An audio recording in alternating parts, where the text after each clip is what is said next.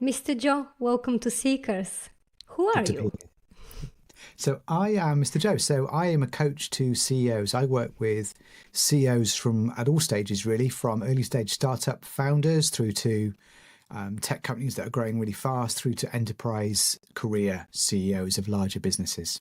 What exactly do you do with those CEOs and why is it important? That's a really good question. So I do lots of things with them, really. So a lot of what I do with those CEOs who are founders at the kind of early stages of their career, maybe they're a first-time CEO, is I have a program called From Instinct to Mastery, and that's really helping them with the mindset and skill sets that they need to be a CEO, really, because they're instinctually very good at running a business. I kind of help by giving them a framework to work with their senior leadership team, to work with their product teams, to work with their board of directors, their investors, their employees, to develop their strategy. I really help them with a framework that encompasses a new skill set and a new mindset to really be a successful leader and to move from being a founder into being a CEO leader. Interesting. And from your experience so far, work with so many leaders in tech and in kind of wider industries, what are the most common challenges most CEOs encounter? Well, I always sort of say that all business challenges are human challenges. So it's always the people elements of of the organization or of the situation that they're in. So typically, often I get brought in at a moment of truth. So maybe they are struggling to enact a strategy, or they've got a challenge with their board of directors, or their C-suite isn't performing well, or there's a particular challenge that they're facing and their usual skill set or playbook isn't working for them. And so typically that's a human challenge. I find that mostly with founders because they're, again, pretty good at building and developing products and strategy. It's the human element they often trip up on. So a lot of what I do is really helping them to understand, have they got the right people in the right seats in their organization? And really, have they got the skills, the skill set to be a leader, to be a manager versus the skill set of being a founder and a visionary is very different from being a leader and a manager and a CEO. So I kind of help them not only with their skill set, but any mindset shifts they need to make to be working better, in essence, with the people that are around them. So it's a little bit like therapy for CEOs and leaders. I mean, it can be like that. I kind of joke that I save as many marriages as I do businesses, but the reality is if you're working at your best, and I kind of look at my coaching in almost in two ways. So for a lot of the people that I work with, they have the kind of classic, what we call the outer games. That's their strategy, the way they talk and appear in public, in meetings, the way that they set their vision, the way they plan tactics, the way that they use their time. That's what we call the outer game. And you'll find a lot of resources on the outer game, a lot of productivity and leadership and visionary and strategy, the way that they turn up. But equally, we spend as much time on what we call the inner game, which is really themselves internally. What are their capabilities, their values, their beliefs, that kind of all wrapped up into what is their identity. And sometimes they have to reinvent themselves, their whole identity, to be better at the outer game by getting better at the inner game. So a lot of the work that we do, is on themselves. But the reality is the way a lot of that is seen, and the results that come from that are in the outer game in terms of business performance or leadership or anything that really is around business results. Interesting. So let's talk a little bit more about this mastering the inner game that I've heard you saying on other talks and podcasts that I find very interesting. So when you say mastering the inner game, is it this almost like changing who they are as people, or is it more about their values and how they look at things, or is it more about who they project they are? Yeah, I mean, it is all related to identity. So often what you see over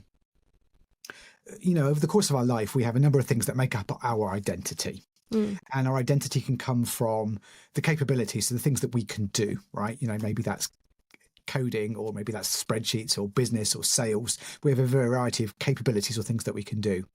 We also have a number of values that we inherit, right? So values are things like, I always put people first, family first over business first, political values, religious values, values that are kind of set from your parents and from your social situation that are you.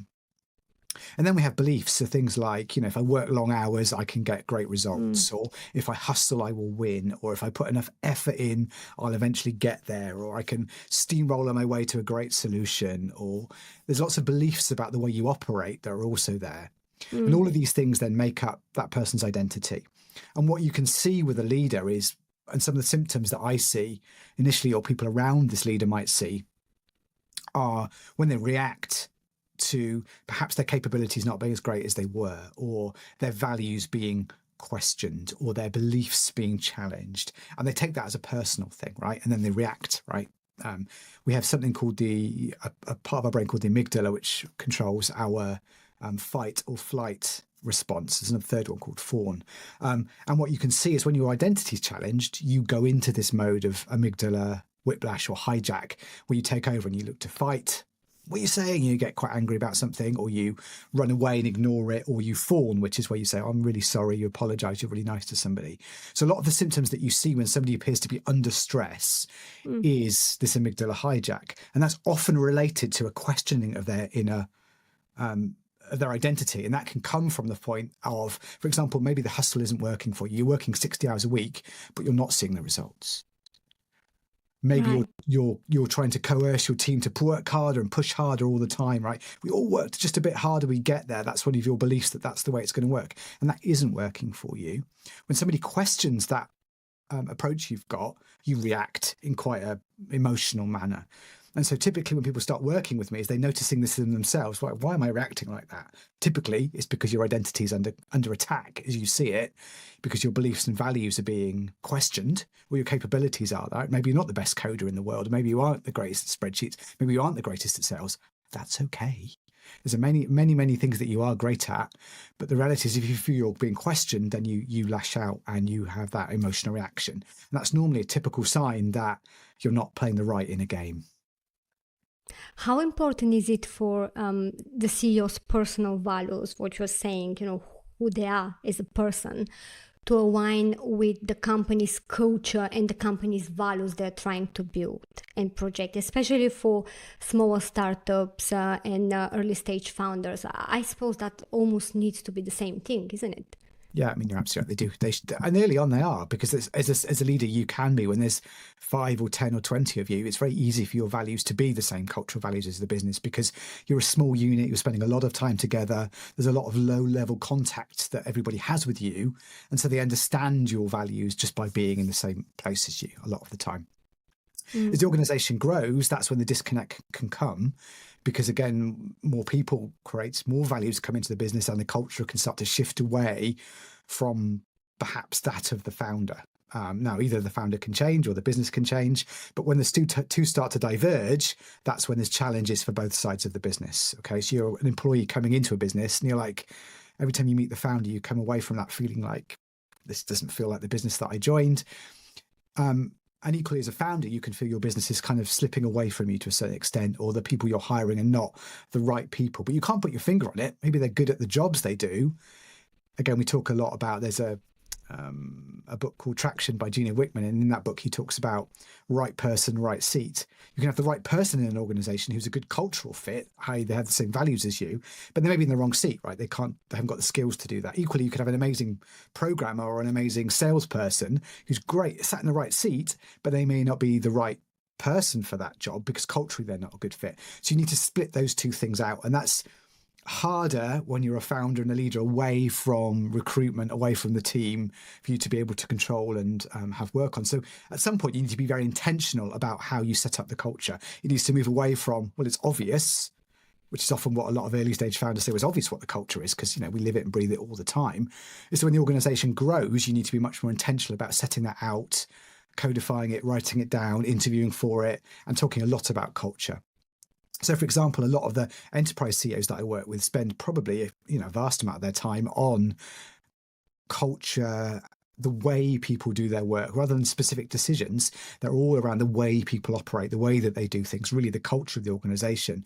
That becomes their primary focus as the business grows a lot larger, because that's really how you dramatically affect your leadership style, as you are projecting culture onto the organization rather than, in essence, telling people what to do or how to do it, which is what you do as an early stage founder. And that takes a profound shift in an individual to move from one mode of operation, basically having all the right answers and knowing what to do, early stage founder, to being a leader where you are setting the cultural norms of the organization. You're asking more questions and you're giving answers. You, as you said earlier on, you really do have to reinvent yourself at a number of stages as your organization grows, because you need to keep in step with what your organization needs. Yeah, and I guess the hardest part for many CEOs is knowing when to start this transformation, when is the right time to start adapting their leadership style. Because if we think about it, the founder CEOs specifically, they face a whole different set of challenges compared to the enterprise CEOs. There is an interesting anecdote I heard you sharing about letting your daughter get wet in the rain so she could learn not to forget her umbrella, but you would never let her jump in front of a bus to teach her how to cross the street safely. And this makes so much sense, right? Many founders seem to treat every problem as a bus problem. They're trying to save their team from what they perceive as catastrophic consequences. They need to jump in and save them.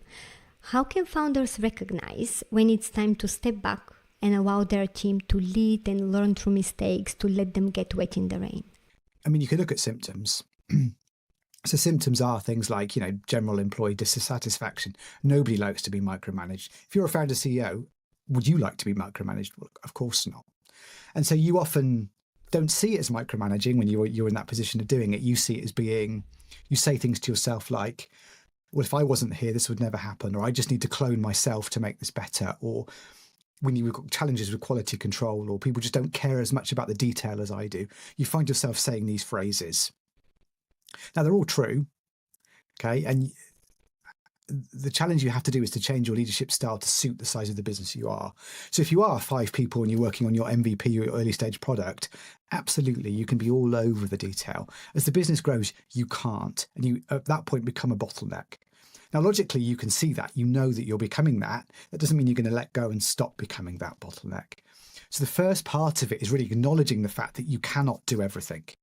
And you may feel that you can do everything better than everybody. And that's maybe the culture you've created in the organization right now, but you need to let go of that.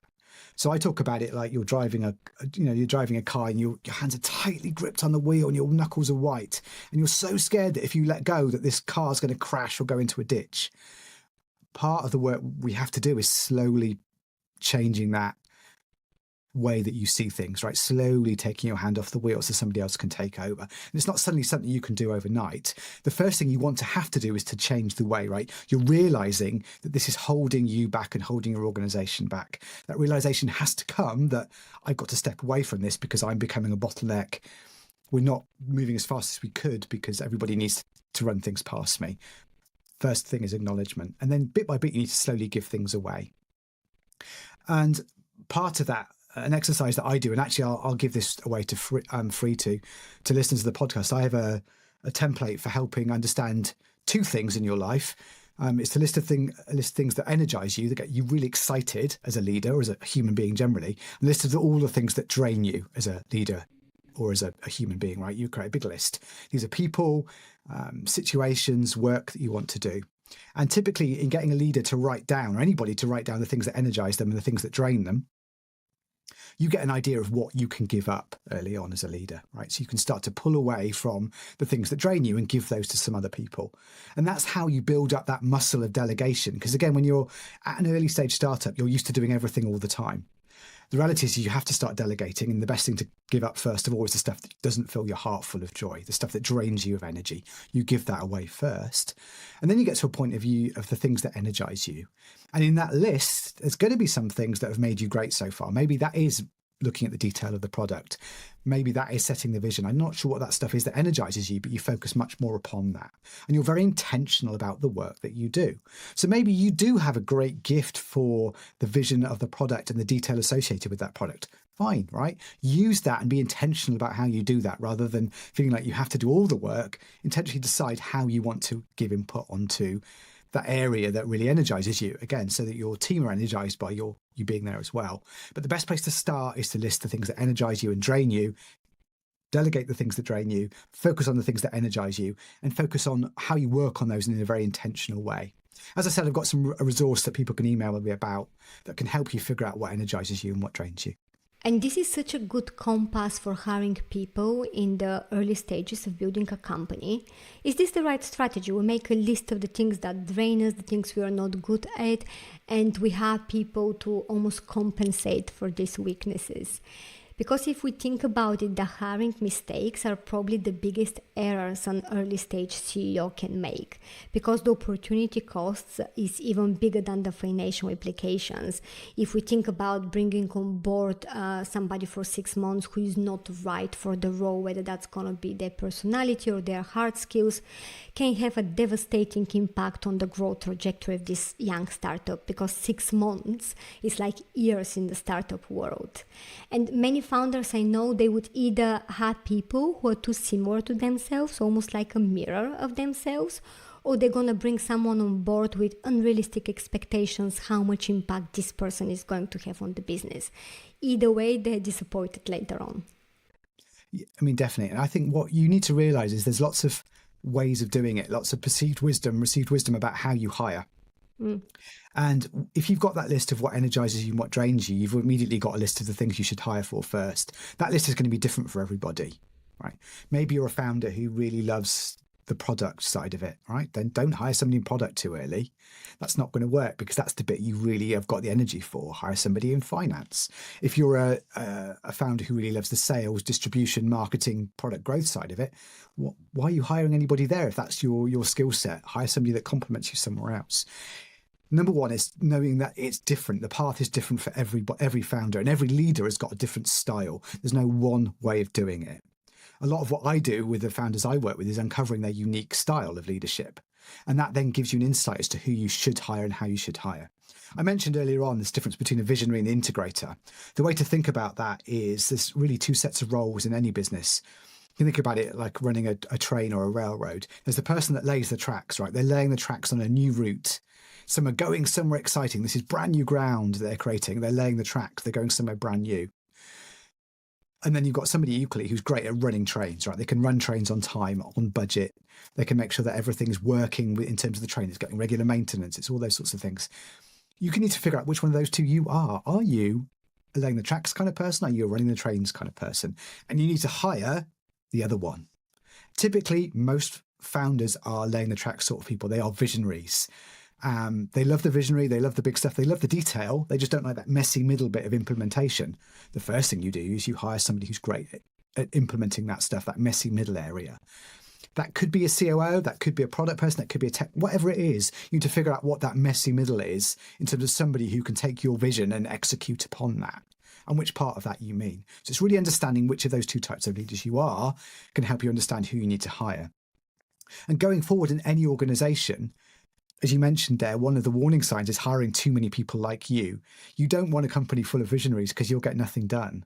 You don't want a company full of integrators who just, are great at process and running things when they've got no idea actually what they're building or why they're building it. You need a mixture of both of those two sets of people to really complement each other. So as you said, one of the biggest mistakes is hiring people too much like you.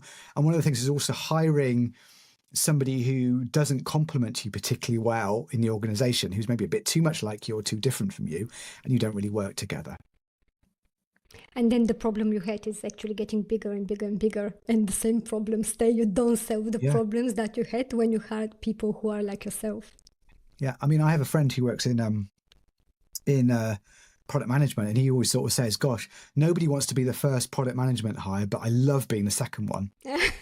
I love to be the second first product manager that they hire, because the first one generally goes a bit wrong. And there's nothing wrong with these things going wrong. Again, if you're a founder, you probably don't have a huge amount of hiring or management experience, right? You've not done that before. Or if you have done, it's under a structure that's come from an organization you've worked with before.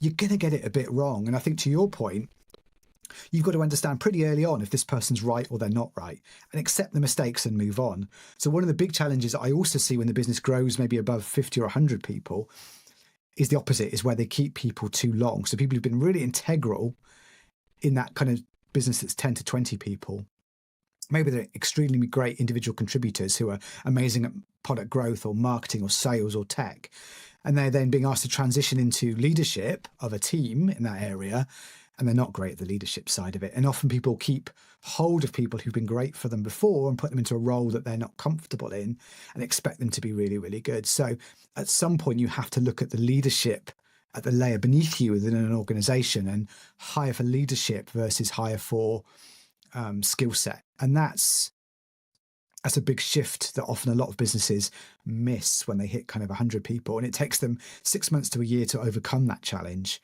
to really get a senior set of leadership who are great at leading and building and expanding the organization rather than being experts in their respective fields. That's such an interesting point you mentioned, where you have your core team. Maybe some of the team members, they're almost like your co-founders. They've been with you since the beginning. And then as the business grows, you keep promoting these same people simply on the basis you trust them. You know, they will be by your side, whatever happens, but then they might not be the right person for this particular role. How do you get yourself out of this situation if you ever find yourself in this situation? Because I can imagine this happens with many people. They keep promoting the person they trust, but for one or another reason, they actually see they're not right for this role, but they don't want to lose them by demoting them. Yeah. And it's back to that concept of right person, right seat. So those people are absolutely right person for the organization. They're just not in the right seat. And you have to negotiate that part of it, really, and understand what you want to do and have the open and honest, frank conversation. So what I find is I'll ask people to score their C-suite team, right? Give me your C-suite team, right? Tell me who is a 10 out of 10, like who are 8, 9, 10 out of 10s, the really extraordinary people who are fantastic. Tell me the people who are like, 5 or below. And that's really easy because then you know who to keep and who to let go. The challenge you have is the people who are sort of 6 or 7 out of 10, who are okay at what they do. They're not exceptional. They're not awful. If they're awful, they'd go. If they're exceptional, right, you'd rave about it. And the real weakness you find in senior leadership, and this is actually true from businesses that are 200 people up to 200,000 people, is senior leadership people who are really only 6 or 7 out of 10 in terms of skill set. Maybe they can be coached and improved to be higher, but the reality is there's 6 or 7. So they're not awful enough to move them on, and they're not amazing enough. They just sit at that kind of average ground and average area. They are the hardest situations to deal with, especially like you say, so if you've grown up with them and you trust these people, there's an emotional element to it as well. You need at some point to decide and make that obvious, make that choice. Yeah, this person is a 7 out of 10. I've done everything I can to help improve them, but it's time for us to end this relationship. And that person needs to either move on to another role, if they're the right person, then the organization, find the right seat for them, or they need to move out of the organization. And you need to hire somebody who is going to be a 9 or a 10 out of 10. And that's easier to do when your business grows because you know what average looks like, and then you can start to understand what great looks like. But it's a real challenge for most leaders. That business size of about 100 to about 500 people, of just having kind of slightly above average leadership, but not exceptional leadership. You have to start making the hard choices at some point, right? Absolutely, you do, right? And the big thing, the overall message to this stuff for any CEO is, if you want to make a change in the world, you need to make change in yourself. If you want to change the world, you've got to change yourself to keep up with that. And the same's got to be true of the organization that you're building.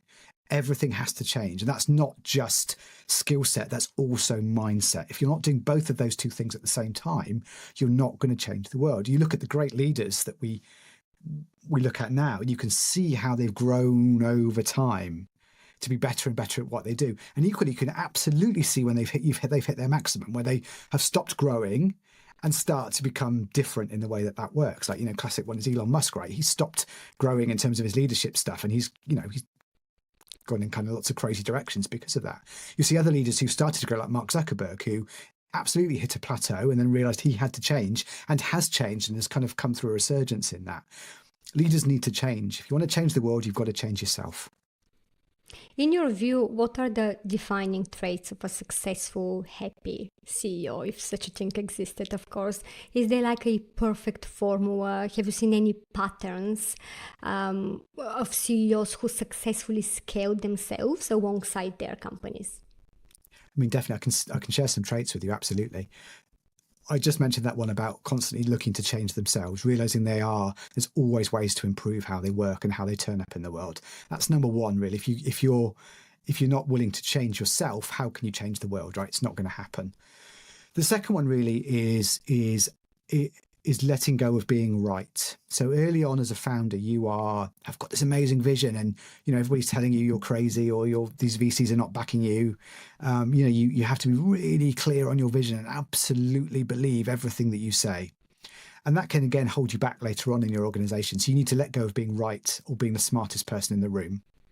Okay, that's not what you're there for. That got you to a certain point in your career, but you have to let go of being right. And what I mean by that is understanding there are smarter people than you, who've got better ideas, who are more experienced in marketing, in tech, in sales, and whatever. And that's not the sign of a good leader, is having great ideas and imagination. It's about seeing that in other people and realizing you're not there. So number 2 is letting go of being right.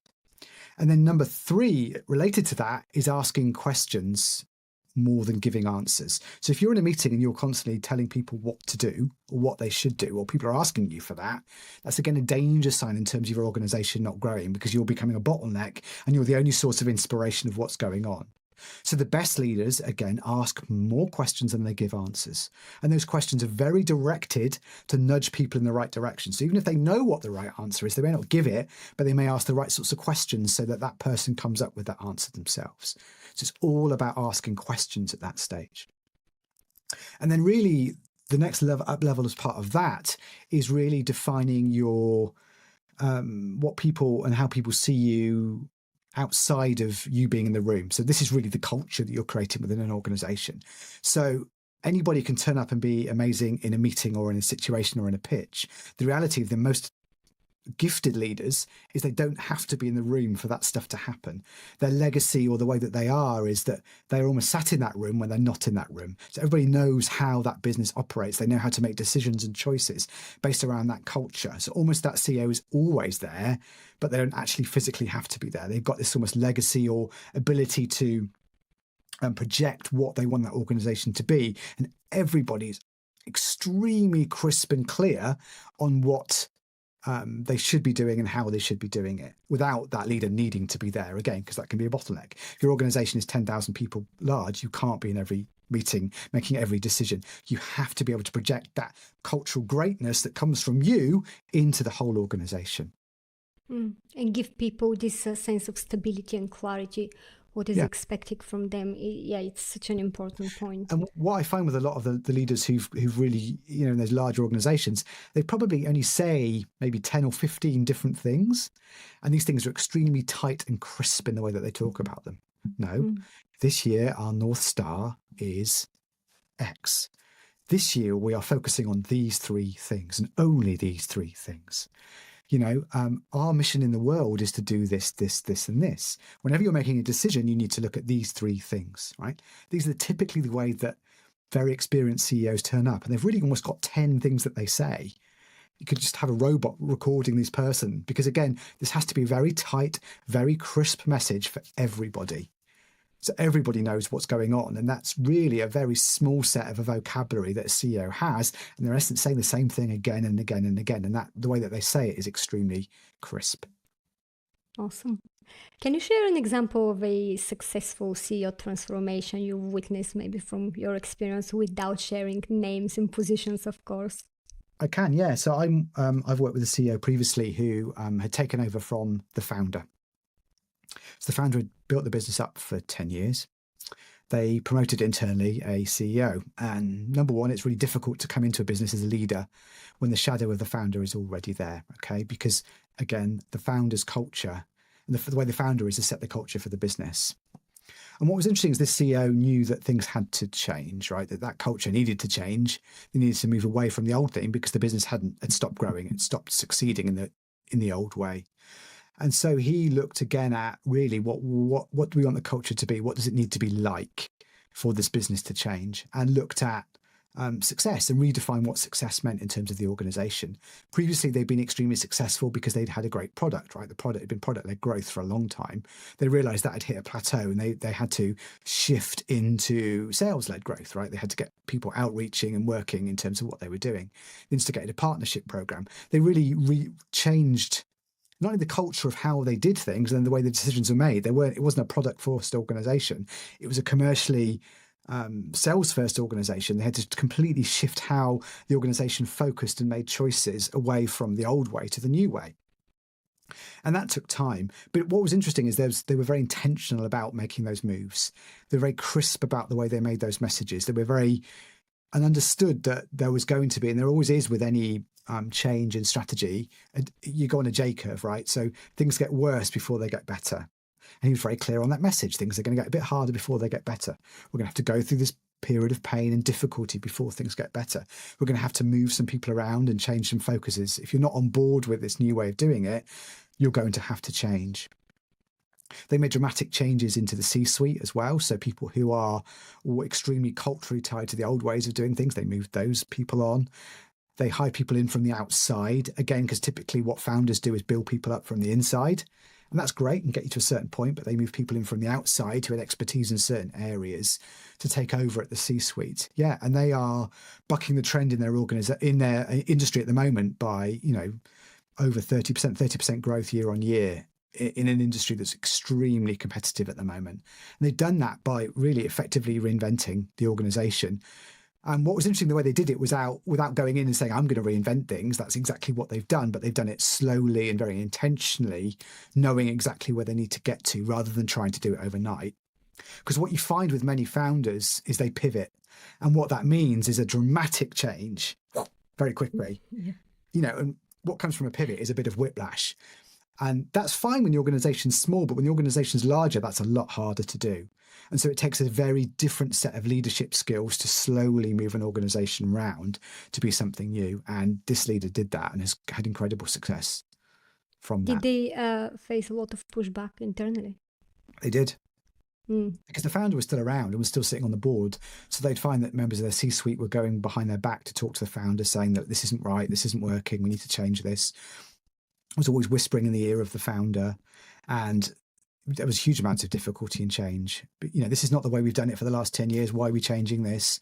And especially difficulties in and around the product world as well, because, an organization where the product is seen as being king and all decisions are around that and all investment is in that, to shift that away means there's a lot of people who've lost status within the organization, and shifting that focus away from product to the commercial side of the organization, it put a lot of people,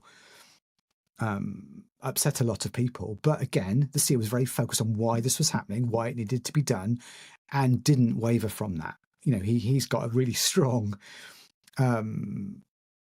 constitution in terms of working through it. Now, obviously when we talk, it's not like that. There's lots of doubts in his mind, and that's what I'm there to do, is to be able to be that person that, because again, it's quite a lonely position being a CEO. You can't almost ask, who can you ask for advice on stuff? Like, maybe you've got somebody trusted in your C-suite, or you've got somebody who's a mentor that's there, but you still need that person to talk to, saying, is this right? Am I doing this the right way? How can I make this better? And really what's been interesting is supporting that person on that journey. Is I've seen great change, and from the outside, absolutely solid and super strong. I've seen the points of doubt and challenge in that person's way of managing. But from the outside, they've seemed, absolutely solid and very clear on what they're trying to do. So, I've been so lucky to be as part of that journey. Very, very fortunate. Yeah, very fulfilling, it sounds. I suppose for people who come to work with you, it just takes, or it just requires a certain type of person, somebody who is ready to see their own mistakes, to reflect on what they're not doing right, to be ready for a change. Is there a type of person you would never work with? There is. So, there's a lot of coaches out there. I'm not like most coaches. I am quite high flame is maybe the way to talk about it. I'm kind of like pouring rocket fuel onto a fire. I am really pushing you forward. And I realize that most coaches aren't quite like that. They're a little bit more gentle than I am. And so the people that I work with are very much aware of their human side. They understand that they need to make some change in themselves, but they want that change to be quite dramatic. And they know it needs to be that way. And so working with me is it's an exhilarating experience compared to, say, a typical coach. And that's not for everybody, right? So if you're finding yourself struggling, if you're approaching burnout, if you've got difficulty, I'm not the right person for you, right? I'm not that kind of person. I'm the person that's going to push you through, I'm the person that's going to support you through your next period of growth as a human being and as an organization. I'm not somebody who can kind of, help you out of a difficulty right now, right? I'm all about growth and challenge and future. And that's not for everybody. So the people that I work best with are people who are like, they've had great success, but they know they're absolutely capable of way more success. They just know that they've got to get a little bit out of their own way or make some changes within themselves to get there. Those are the people that I absolutely work best with. Mm. Your career began in teaching. You were a primary school teacher, if I'm not wrong. Then you transitioned to tech strategy. You've even done user experience. I find this kind of diverse background super interesting. So how did you discover that your calling is coaching top execs? Yeah, for me, it did start with teaching. So like you say, I was an elementary school teacher. I love working with really young kids. I work with sort of 5 and 6 year olds. And I really enjoyed that because what's amazing about 5 and 6 year olds is they are like sponges for knowledge. They're constantly changing and reinventing themselves and how they turn up. They are almost what every great leader should be, right? They've got this absolute ability to like, yeah, the world's so exciting. Come on, bring it on. And I loved that experience and that energy that they brought. It's also how I got my name, Mr. Joe, because I was a teacher. So they always used to call me Mr. Joe. But then, I moved through user experience, which again was all about people. So I focused quite heavily on the research side. So I must have interviewed maybe 500, 600, 700 users over my course of my career. And it was always approaching technology from a human angle. And again, I realized all technology problems are human problems. And tackling all problems from a human angle led me into the world of strategy, which again, similarly, all strategic challenges are human challenges at the end of the day, right? You want to launch a new product into a market. You've got to make sure that those humans at the other end of that are ready for it. You've got to make sure the humans that are building that are doing the right thing. It's all human challenges. Because way back when, before the teaching, I have a degree in neuroscience and a master's in human communication. So I've written a book on psychology. Psychology is really what drives me, the human aspect of everything. And the big thing I noticed throughout my career is the best strategies are very human-centric. The best initiatives are very human-focused and understand the humans and all aspects of that. And really that led me into coaching because I'm working with a human, at the other end of it. And I kind of joke that I save as many marriages as I save businesses these days, is that I want the CEOs that I work with to be joyful, to be happy, to be loving every minute of what they do, like those 6-year-olds that I used to teach, right? Really excited about getting up to work, really excited about spending time with their kids, really excited about their marriage and their spouse, that their life is really positive and flowing in the right direction. And so a lot of what I do is really unlocking the values and what is joy for that person and making sure that every aspect of their life is joyful, right? They're building incredible businesses, but they're loving every second of that. And that's definitely been something that's been throughout my career, has been a definite factor within that. And that comes now to the enterprise CEOs that I work with, who are working for working for shareholders, big publicly listed businesses. And they have almost lost touch a little with that human side of who they are, right? They had these values when they were much younger. And a lot of what I do now is reconnecting them with those values and still delivering value to the organization in terms of cash money, which is how they're measured, but looking at everything upstream from what they do to make that more human centric. Because the belief that I have is that if all the humans you work with are really happy and joyful and working in the right direction, you're going to make money. Your organization will make money, right? Because you think about revenue. Revenue is a lagging indicator of success. If you're successful, you will earn money. If you focus too much on earning money, that means your upstream choices are not very, very good. So a lot of what I do is reconnecting enterprise CEOs with their values, right? To be much more human, to be more joyful, to be more successful, but in a very human way, not in a kind of spreadsheets or business in human kind of way, which is often a trap that many senior leaders, many CEOs can fall into of larger enterprise organizations. That's super interesting, connecting your leadership style and the decisions you make to the human side of everything. I can't imagine you going through like very dramatic experience at home and then being a successful CEO. I suppose part of the journey is to know when you have to slow down. Yeah, I mean, absolutely. It really is, because so part of the way that I work with people is we don't just jump straight into coaching. We have at least one, if not two, coaching conversations, which we call mutual fit conversations. So 2 deep coaching sessions where I don't charge for these, where we both decide if for both of us it's a hell yeah, right? It's a hell yeah from me as the coach, it's a hell yeah from you as the client. And a big part of that is we go into all aspects of your life, right? You've got to be really, really open to looking at all the challenges that you're facing across everything. Because you're right, you said it exactly right. If you're unhappy at home, in your marriage, you're not going to be able to turn up and be amazing at work. Equally, if you're putting too much effort into work and neglecting those that you love, there's a level of guilt that brings, and an inevitable reckoning as to where that comes from. So part of my journey, I was a founder myself for a startup in 2018, and we were raising about 1.2 in seed funding. And I remember, the funding was close, and I just, I was working extremely long hours. I was getting up at 5 a.m. doing the hustle, working all these hours. I had a young daughter at home. My wife was struggling, as a new mum. I remember my wife saying, look, she calls me Joey, this is not the life that I want. I don't see you. And when I do see you, you're miserable because you're working really hard and putting all your effort into this startup and your consultancy business. I was talking on stages in front of 2,000 people at the Barbican, seeming like I was on top of the world. And the reality was I was really, really unhappy because my wife was like, look, she noticed this within me. In fact, my co-founder, Lisa, also noticed it with me. It was like, what are you doing? And so I made the hard choice to walk away from that and reset my life because I needed to put my family first at that point. So my career had to be put second. And it felt like a hard choice at the time, but absolutely it was the right choice. And so a big part of what I do with the leaders that I want is there's no space that is off limits for us.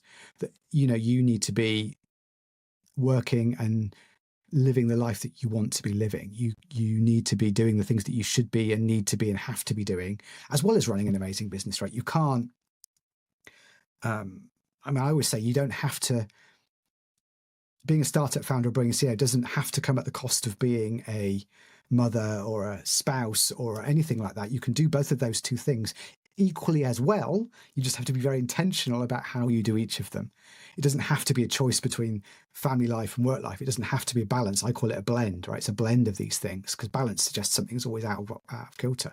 A blend is the nicest way to think about it. So long answer, absolutely. You kind of have to be prepared to make changes in your personal life. It's always going to be for the better, because you'll be a better leader if you're happier at home and you've got a happier marriage and you've got happier kids. You'll be a happier leader, and vice versa as well. Absolutely. You're writing your book on the modern CEO in public.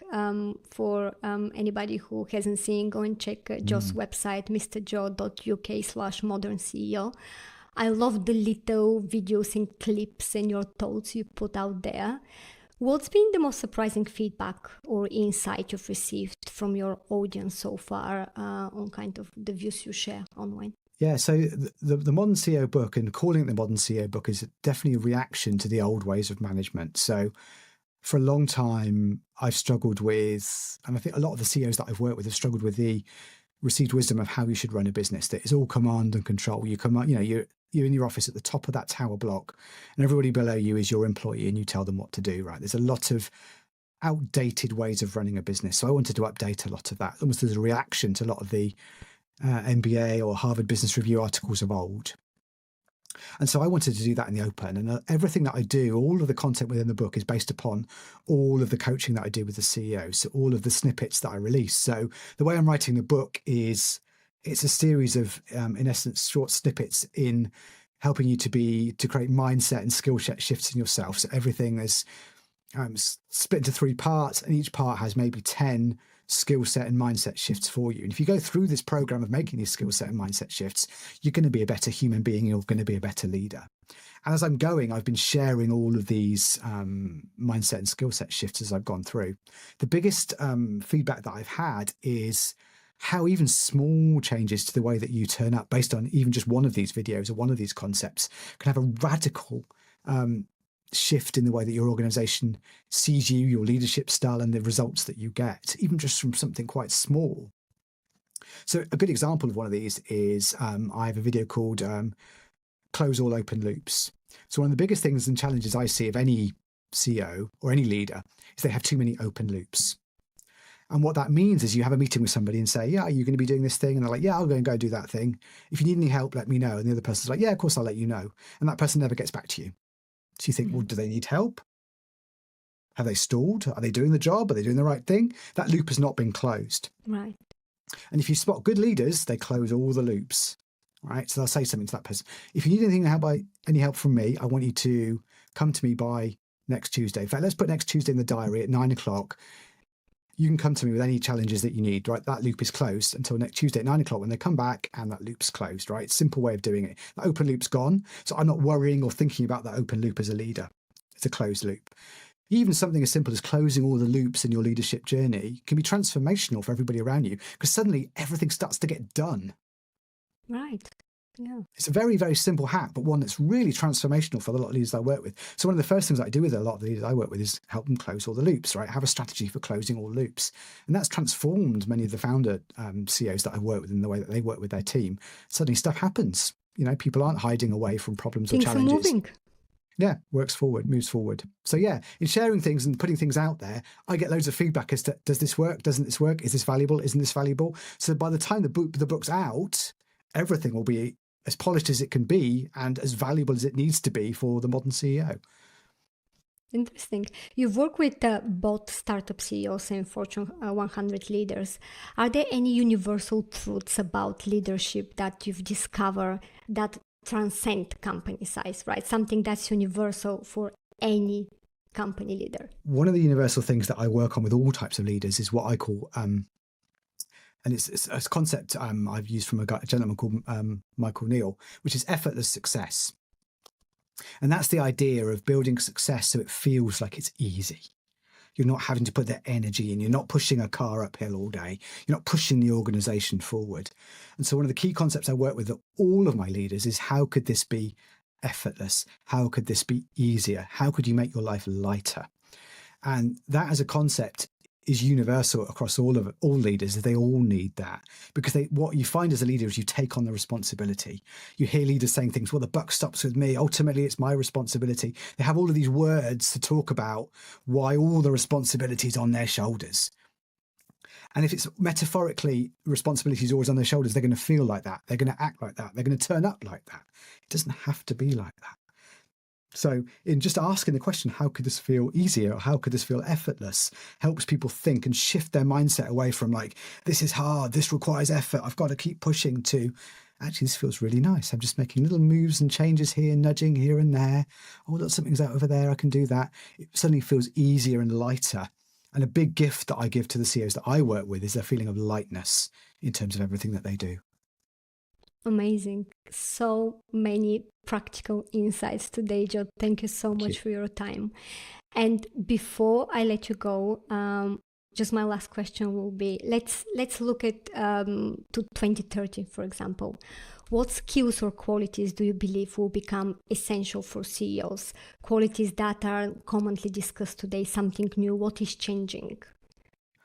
Yeah, I think CEOs in 2030 will be, if I've done my job properly and if the world has moved in the way it needs to move, they'll be a lot more human in the way that they see things.